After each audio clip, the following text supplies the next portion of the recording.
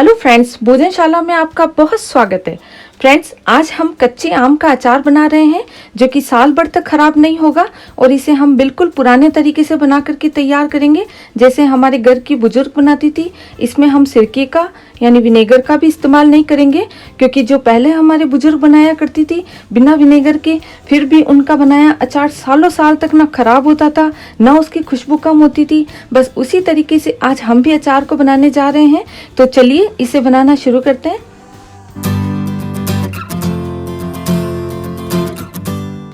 अचार बनाने के लिए मैंने यहाँ पर 3 किलो रामकिला केरी ली है और अचार के लिए इस केरी को बहुत ही अच्छा माना जाता है। इनको मैंने जहाँ से खरीदा है वहीं से कटवा करके लिया है और आपके पास यदि सरोता रखा हो तो आप इसे घर पर भी काट सकते हैं। और इनके बीच में जो गुठली वाला हिस्सा है इसको निकाल करके हम अलग कर लेंगे और इन टुकड़ों को हम अपनी मनपसंद से बड़े छोटे जैसे चाहे वैसे करवा सकते हैं। और ध्यान रहे कि इन गुठली के बीच में एक झिल्ली जैसी परत होती है, उसे भी आप निकालते जाएं। और मैंने पहले से ही सारी गुठलियों को निकाल करके अलग कर दिया है क्योंकि इनको मैंने बाहर से कटवाया है। तो अब इनको मुझे अच्छी तरह से धो करके साफ़ करना होगा। तो इसको साफ़ करने के लिए मैंने यहाँ पर एक बड़े बर्तन में पानी ले लिया है। इसकी जगह आप बाल्टी टब कुछ भी ले सकते हैं क्योंकि हमको इससे बहुत अच्छी तरह से धो करके साफ़ करना है, तो थोड़ा बड़ा बर्तन ही लेना है। और इन केरियों को अब हम पानी में डाल करके अच्छी तरह से हाथ से मसल करके धोएंगे जिससे कि इनके ऊपर किसी भी तरह की गंदगी नहीं रहे।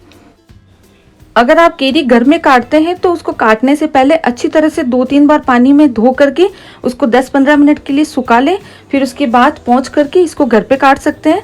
और अगर बाजार से कटवाते हैं तो हमें घर ला करके वापस 2 से 3 बार इसे अच्छी तरह से धोना पड़ता है। अब इसे मैंने वापस बास्केट में निकाल लिया है और अभी पानी हमारा बहुत गंदा है तो हमें इसे वापस से धोना होगा। तो मैं वापस पानी भर करके इनको एक बार फिर से धो रही हूँ। अगर आपने मेरी बताई रेसिपी और टिप्स से अपने अचार को बनाया तो यकीन मानिए आपको बचपन वाला नानी और दादी के हाथ के अचार की जरूर याद आएगी। इतना अच्छा स्वादिष्ट अचार बन करके तैयार होगा। अब हमारी केरियों को हमने 3 बार अच्छी तरह से धो करके साफ कर लिया है, पर अब इसमें पानी हमें बिल्कुल भी नहीं रखना है, तो इनको अच्छी तरह से सुखाना पड़ेगा। इसके लिए मैंने यहाँ पर साफ सूती कपड़ा बिछा लिया है और इनको हम दूर दूर फैलाते हुए सुखाएंगे। आप चाहें तो इसे धूप में भी सुखा सकते हैं और कमरे में भी सुखा सकते हैं। मैं इन्हें कमरे में ही सुखा रही हूँ और 5 से 6 घंटे के लिए हम इसे सूखने के लिए रखेंगे। और अगर आप जल्दी में हैं तो पंखा चला करके भी इसे 3 से 4 घंटे सुखा सकते हैं। और आप देख सकते हैं सारी केरियों को मैंने सीधा करके रखा है। इनका ग्रीन वाला जो हिस्सा है वो नीचे की तरफ रखा है, इससे केरियाँ श्रिंक नहीं होगी और केरियाँ अच्छी तरह से सूखती है। अब हम अचार के मसाले की तैयारी कर लेते हैं। अचार में हम जो भी मसाले लेने वाले हैं इनको मैंने नाप करके एक जगह करके रख लिया है और डिस्क्रिप्शन बॉक्स में भी आप जाके देख सकते हैं कि मैंने कितने मसाले लिए हैं और उनका नाप कितना रखा है। सबसे पहले हम दाना मेथी लेंगे। इसको मैंने यहाँ पर 120 ग्राम लिया है और इसको हमें थोड़ा भूनना होगा। गैस की फ्लेम हमने लो मीडियम ही रखी है और इसे अब हम लगातार हिलाते रहेंगे जिससे कि ये सब तरफ से अच्छी तरह से भुन जाए। और इसे भुनने में 5 से 7 मिनट का टाइम लग जाता है। और ये अच्छी तरह से भुन चुकी है तो इसको भी हम एक प्लेट में निकाल लेते हैं और ठंडी करने के लिए रखेंगे क्योंकि इसे हमें पीसना है। अब इसी कढ़ाई में हम 100 ग्राम सौंफ डाल करके भून लेंगे। सौंफ को भूनने में बिल्कुल भी टाइम नहीं लगता, ये 2 से 3 मिनट में ही सिक जाती है और कढ़ाई भी गर्म है तो ये जल्दी सिक जाएगी। इसे भी हम एक प्लेट में निकाल लेंगे और ठंडा होने के लिए रखेंगे। सौंफ निकालने के बाद अब यहाँ पर 100 ग्राम पीली सरसों दाना का लिया है। इसके साथ ही यहाँ पर 20 ग्राम राई का ले रहे हैं। सरसों और राई को सिर्फ हमें 2 मिनट के लिए सेकना है। मार्केट में इस तरीके की पीली सरसों की दाल भी मिलती है, तो अचार के लिए आप चाहें तो वह दाल भी ले सकते हैं। मेरे पास ये दाना पड़े थे तो मैं इसको पीस करके इसकी सरसों दाल बना करके तैयार करूँगी। और अब गैस की फ्लेम ऑफ कर देते हैं और इन्हें भी हम ठंडा करेंगे। कुछ सेकंड इन सबको ठंडा करने के बाद हमने यहाँ पर सरसों दाना को दरदरा पीस करके तैयार किया है। ऐसे ही हमने सौंफ को भी थोड़ा मोटा पीसा है और दाना मेथी को भी हमने पीस करके तैयार कर लिया है। इन सब का हमें बारीक पाउडर नहीं बनाना, इस बात का हमें ध्यान रखना है। और इन साबुत मसालों को एक बार पीसने से पहले ज़रूर भून लें जिससे कि इनके अंदर की जो भी नमी हो, सीलापन हो वो निकल जाए, नहीं तो हमारा अचार ख़राब हो सकता है।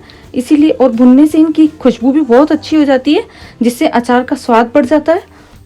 हमारी केरियों को सूखते हुए 6 से 7 घंटे पूरे हो गए हैं तो हमने इनको कपड़े से निकाल करके फिर से बास्केट में ले लिया है और ये अच्छी तरह से सूख चुकी है। देखिए बिल्कुल ड्राई हो चुकी है, आप देख सकते हैं। तो अब हमारी केरियाँ बिल्कुल तैयार है और मसाले भी हमने तैयार करके रखे हैं।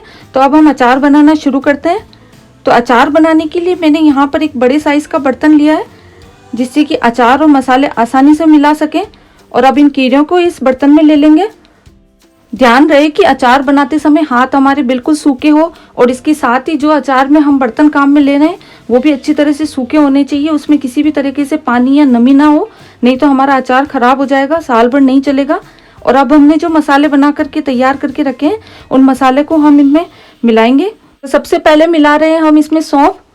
इसके बाद जो हमने पीली सरसों दरदरी करके रखी है उसको मिला लेंगे, और साथ ही दाना मेथी भी मिक्स करिए। 3 छोटे चम्मच कलौंजी के ले रहे हैं, और 200 ग्राम यहाँ पर लाल मिर्च पाउडर लिया है, और 3 छोटे चम्मच ही इसमें हम हल्दी पाउडर का डालेंगे। और यहाँ पर मैंने 150 ग्राम नमक लिया है। नमक कम ज़्यादा स्वाद अनुसार कर सकते हैं। और अब हम इनको अच्छी तरह से मिक्स करेंगे। सारा मसाला हमको ऊपर नीचे करते हुए इसमें मिक्स करना है। फ्रेंड्स, अचार बनाते समय हमें कभी भी जल्दबाजी नहीं करनी चाहिए। मसालों का सही नाप और छोटी छोटी बातों का अगर हम ध्यान रखेंगे तो हमारा अचार ना खराब होगा, ना इसकी खुशबू जाएगी। साल भर ये अचार बहुत अच्छी तरह से चलेगा। और मसालों को अब हमने अच्छी तरह से मिक्स कर लिया है।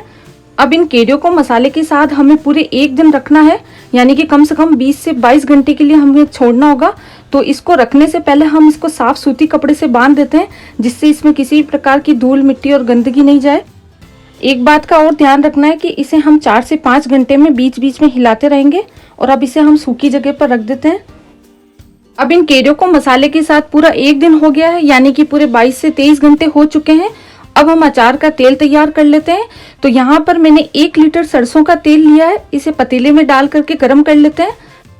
अचार के लिए जो आप तेल पसंद करते हैं वह तेल काम में ले सकते हैं, लेकिन इससे पहले उसे गर्म जरूर करें, क्योंकि इसके अंदर भी थोड़ी सी अगर कोई नमी हो तो वो भी निकल जाएगी। और ये 5 से 7 मिनट में अच्छे से गर्म हो चुका है। तो अब हम गैस की फ्लेम ऑफ कर देंगे, और 5 मिनट रुक करके इसमें 1/4 स्पून हींग का डाल लेंगे। तेज गरम तेल में हमें हींग नहीं डालनी, नहीं तो हींग जल सकती है। अब इसे अच्छी तरह से ठंडा होने के लिए छोड़ेंगे। और अब हमारी केरियों को हम देखते हैं। धीरे से इस कपड़े को हम निकाल लेंगे। और मैंने इन केरियों को 5 से 6 बार बीच बीच में हिलाया था। और देखिए मसालों के साथ इन केरियों का रंग कितना अच्छा आया है। इसमें नमक डालने की वजह से केरियां ने पानी छोड़ा है, ये अपना रस छोड़ती है, और उसी पानी में मसाले भी गल करके फूल गए हैं। और आप देख सकते हैं केरी कितनी नरम हो गई है, और मसाला भी गल गया है। तो अब इस अचार को गलने में बिल्कुल भी समय नहीं लगेगा, ये 2-3 दिन में ये अच्छे से गल जाएगा। और अब अचार को हम भर लेते हैं। अचार भरने के लिए मैंने यहाँ पर इस तरह का एक मर्तबान लिया है। आप चाहें तो कांच की बोतल भी ले सकते हैं, लेकिन अचार कभी भी प्लास्टिक की बोतल या कंटेनर में नहीं भरना चाहिए, उसमें स्टोर नहीं करें, नहीं तो प्लास्टिक से अचार का स्वाद बिगड़ जाता है।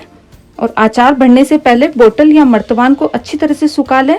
चाहे तो आप 2 से 3 घंटे के लिए इन्हें धूप में भी रख दें, जिससे कि इनकी सारी नमी निकल जाए। और अब इन केरियों को हम भरते हैं। बोतल में अचार भरते वक्त इस बात का जरूर ध्यान रखें कि इसे पूरा नहीं भरना है, इसको हम थोड़ा खाली रखेंगे, क्योंकि जब इसमें हम तेल डालेंगे तो अचार गलना लगता है, और गलने के बाद ये फूल करके ऊपर उठता है। इसीलिए हमें इसमें थोड़ी जगह रखनी होती है, जिससे कि अचार अच्छी तरह से फूल सके। आप देख सकते हैं बची केरियों को मैंने इस छोटे से जार में निकाल लिया है। और अब इसमें हम तेल डालेंगे। अभी इसमें हम 1 लीटर तेल डाल रहे हैं, और फिर 2 दिन बाद हम देखेंगे, अगर इसमें ज़रूरत होगी तो हम थोड़ा सा तेल गर्म करके और ठंडा करने के बाद फिर से डाल सकते हैं। तेल डालने के बाद अचार को हम तुरंत ढक्कन नहीं लगाएंगे, इनको हम 2 दिन इस तरीके से कपड़ा बांध कर रखेंगे। कपड़ा आप किसी भी धागे या रबर बैंड से बंद कर सकते हैं, जिससे कि गलने का प्रोसेस अच्छी तरह से होगा, अचार अच्छी तरह से फूल पाए, और इसमें एयर बबल बनते हैं वो इजीली कपड़े से बाहर निकल जाते हैं। तो ढक्कन हम इसमें 2 से 3 दिन बाद लगाएंगे। आप चाहें तो इसे 2 दिन धूप में भी रख सकते हैं, घंटे से 2 घंटे के लिए। और एक बार इसको तेल चेक करने के बाद ही हम ढक्कन लगा करके रखेंगे। और एक बात का और ध्यान रखना है, जब भी हम अचार निकालेंगे हमें इसमें सूखी चम्मच का ही इस्तेमाल करना है। अगर हम इन सब बातों का ध्यान रखेंगे तो हमारा अचार बहुत ही लाजवाब बन करके तैयार होगा। आप जिसे भी इस अचार को खिलाएंगे वो आपसे इसकी रेसिपी ज़रूर लेके जाएंगे। तो अगर आपको ये वीडियो पसंद आया है तो इसे एक लाइक देना बिल्कुल ना भूलें। कमेंट बॉक्स में मुझे ज़रूर बताएं कि आपका अचार कैसा बना है। और फिर मिलेंगे नेक्स्ट रेसिपी के साथ। Thank you, bye bye.